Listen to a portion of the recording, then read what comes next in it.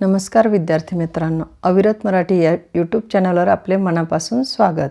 आज आपण इयत्ता 10वी मराठी कुमार भारती पद्य 19 तू झालास मूक समाजाचा नायक ही कविता आपण अभ्यासणार आहोत। कवी आहेत ज.वी. पवार। यांचा परिचय जाणून घेऊया। ज.वी. पवार यांचे पूर्ण नाव जयराम विठ्ठल पवार। प्रसिद्ध कवी, कादंबरीकार, 1966 नंतरच्या दलित साहित्य चळवळीतले प्रमुख लेखक। त्यांचे लेखन साहित्य बलिदान ही कादंबरी, नाकेबंदी हा काव्यसंग्रह, वडवानल ही दीर्घ कविता, उच्छ्वास युगंधराचे, अस्तित्वाच्या रेषा, सूर्यपुत्र भैयासाहेब आंबेडकर ही संपादने, आंबेडकरोत्तर आंबेडकरी चळवळ हा राजकीय विश्लेषणाच्या स्वरूपाचा लेखसंग्रह इत्यादी त्यांचे लेखन साहित्य प्रसिद्ध आहे। या कवितेचा रचना प्रकार तू झालास मूक समाजाचा नायक ही कविता समाज प्रबोधनपर तर आहेच, पण मुक्त छंदातील ही कविता आहे। तू झालास मूक समाजाचा नायक ही कविता नाकेबंदी या काव्यसंग्रहातून घेतलेली आहे। डॉक्टर बाबासाहेब आंबेडकर यांनी महाड येथे चवदार तळ्याचा जो सत्याग्रह केला त्या घटनेला 50 वर्षे पूर्ण झाल्याच्या निमित्ताने डॉक्टर बाबासाहेब आंबेडकर यांचा गौरव केला आहे।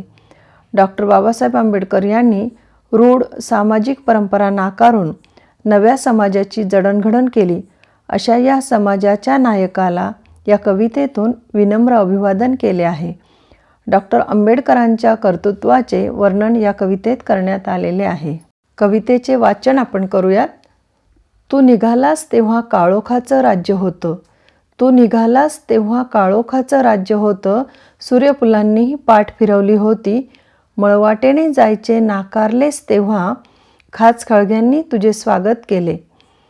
तू झालास परिस्थितीवर स्वार, तू झालास परिस्थितीवर स्वार आणि घडविलास नवा इतिहास। तू झालास मूक समाजाचा नायक आणि जागा केलास उभा बहिष्कृत भारत। तू फुंकलेस रणशिंग अगाध ज्ञानाच्या बळावर, तू फुंकलेस रणशिंग अगाध ज्ञानाच्या बळावर, तू तोडल्यास गुलामांच्या पायातल्या बेड्या आणि केलेस उभे चवदार तळ्याच्या काठावर, युद्धात जवानांना उभे करावे तसे। तुझे शब्द जसे की महाकाव्य तुझ्या पायाजवळ गळून पडावीत, तुझा संघर्ष असा की काठ्यांच्या संगिनी व्हाव्यात। तुझ्या डरकाळीने हादरलं आकाश, डचमळली पृथ्वी आणि बघता बघता चवदार तळ्याला आग लागली, आणि बघता बघता चवदार तळ्याला आग लागली। आज 50 वर्षांनी अनुभवतोय, सूर्यफुले तुझे ध्यास घेत आहेत, बिगुल प्रतीक्षा करतोय। चवदार तळ्याचं पाणी तेही आता थंड झालंय, चवदार तळ्याचं पाणी तेही आता थंड झालंय। कवितेचा भावार्थ आपण समजून घेऊयात। तू निघालास तेव्हा काळोखाचं राज्य होतं, सूर्यफुलांनी पाठ फिरवली होती, मळवाटेने जायचे नाकारलेस तेव्हा खाच खळग्यांनी तुझे स्वागत केले। म्हणजे वर्णव्यवस्थेला क्रूर दुष्ट चक्रात खितपत पडलेल्या शोषित पीडित जनतेमध्ये जागृती आणण्यासाठी व त्यांच्यामध्ये आत्मविश्वास जागवण्यासाठी डॉक्टर बाबासाहेब आंबेडकर यांनी महाड येथे चवदार तळ्याचा संग्राम केला। या घटनेला 50 वर्ष पूर्ण झाल्याच्या निमित्ताने या महानायकाला कवी ज.वी. पवार यांनी या कवितेतून अभिवादन केले आहे। कवी म्हणतात, हे महानायका, तू या शोषित वर्गासाठी लढा उभा राहायला निघालास तेव्हा काळोखाचं साम्राज्य होतं। दुःख, दैन्य, दारिद्र्य व सामाजिक विषमता याच्या अंधाराने शोषित वर्ग ग्रासलेला होता। सतेज किरणांनी न्हायलेल्या उमेदीच्या सुखाच्या सूर्यफुलांनी साथ दिली नाही। तू एकाकी होतास तरी तू डगमगला नाहीस। तू बुरसटलेल्या विचारांच्या पारंपरिक वाटेने जायचे नाकारलेस। नवविचारांचा, जागृतीचा मार्ग खाचखळग्यांनी भरलेला अतिशय खडतर होता। खड्ड्यांनी म्हणजे अनेक अडचणींनी, आणि अनेक अडचणींच्या या मार्गानेच तुझे स्वागत केले। तू झालास परिस्थितीवर स्वार, स्वार म्हणजे आरूढ, आणि घडविलास नवा इतिहास. तू झालास मूक समाजाचा नायक आणि जागा केलास उभा बहिष्कृत भारत. म्हणजे अशा या प्रतिकूल परिस्थितीत सुद्धा तू तमा बाळगली नाहीस, त्यावर तू मात केलीस आणि नवविचारांच्या प्रेरणांचा नवीन इतिहास तू घडवलास. आतापर्यंत वर्णव्यवस्थेने नाकारलेल्या, अन्याय सहन करणाऱ्या सर्व जनतेचा तू नायक झालास आणि दुर्लक्षित असलेल्या, बहिष्कृत असलेल्या भारतीय समाजात तू जागृती आणलीस, नवचैतन्य आणलेस, त्यांच्यात आत्मविश्वास जागा केलास. पुढचे कडवे बघूया. तू फुंकलेस रणशिंग अगाध ज्ञानाच्या बळावर.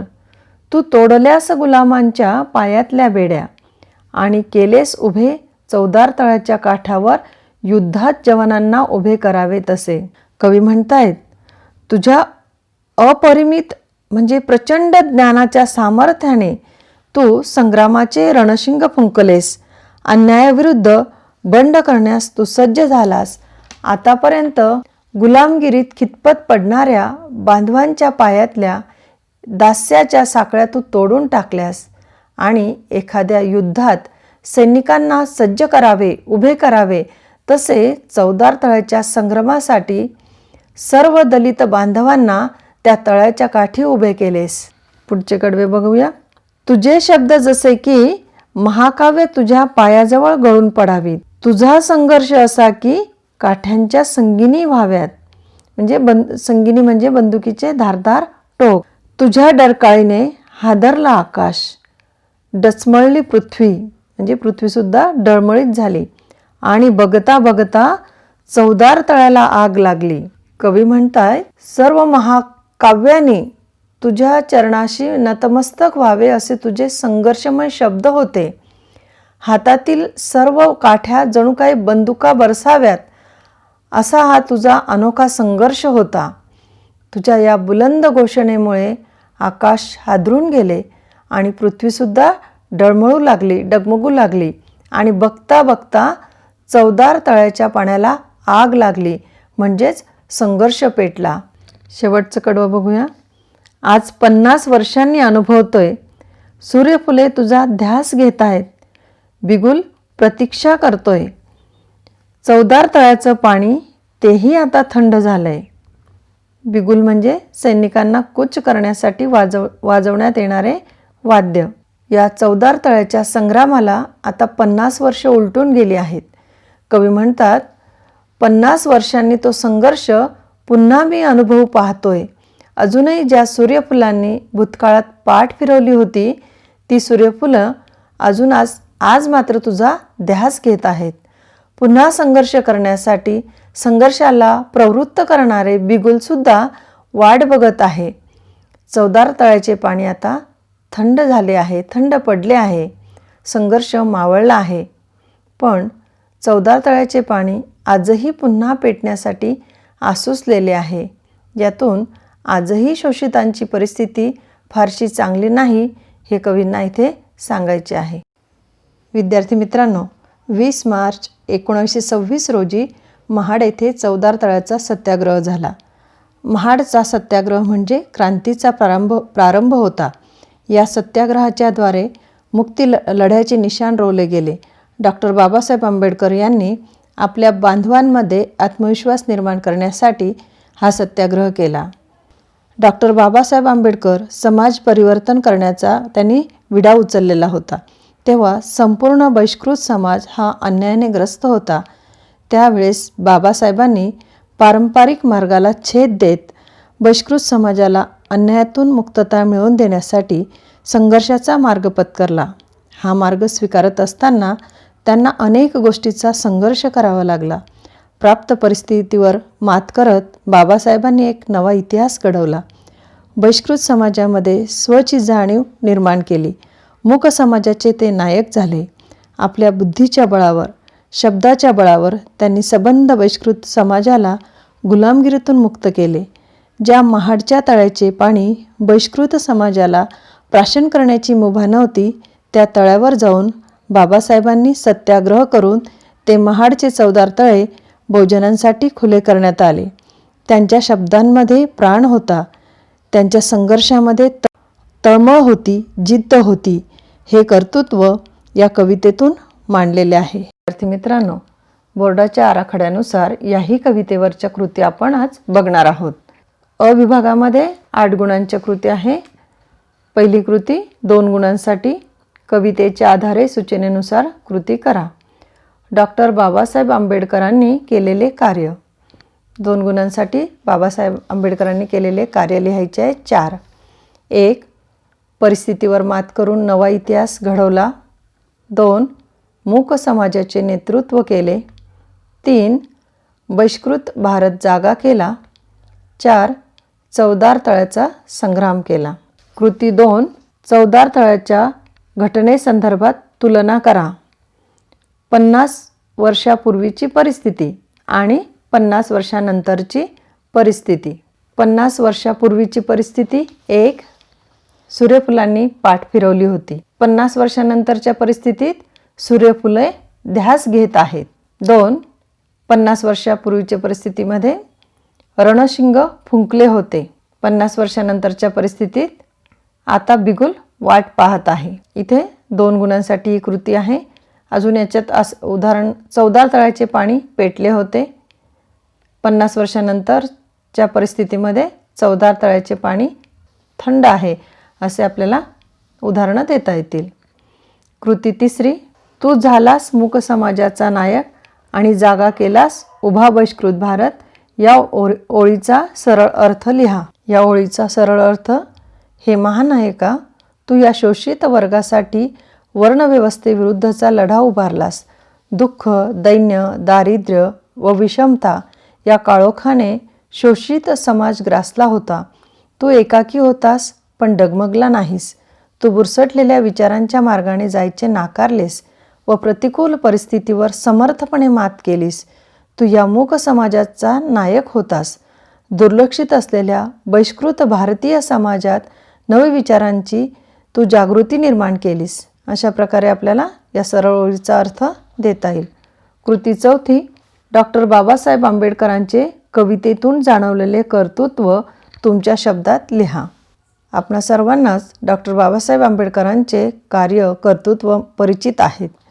या कवितेच्या अनुषंगाने पारंपरिक वर्णव्यवस्थेत नाकारलेल्या व दैन्य आणि दारिद्र्याच्या अंधकारात खितपत पडणाऱ्या मूक समाजाला डॉक्टर बाबासाहेब आंबेडकरांनी नवविचारांचा प्रकाश दिला.